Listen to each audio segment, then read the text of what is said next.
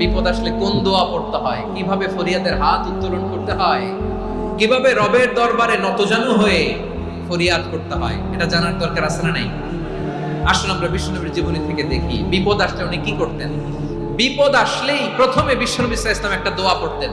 তিনি পড়তেন ইন্না লিল্লাহি ওয়া ইন্না ইলাইহি রাজিউন। নিশ্চয় আমরা আল্লাহর জন্য, নিশ্চয় আমরা কার দিকে ফিরবো ভাই? আবার কার দিকে ফিরবো? আওয়াজ করে বলুন তো, আমরা এসেছি কার কাছ থেকে, আবারও ফিরে যাব কার কাছে?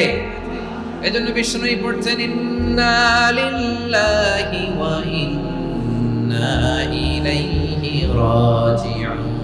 নিশ্চয় আল্লাহর জন্য, ওই আল্লাহর দিকেই আমরা ফিরে যাব।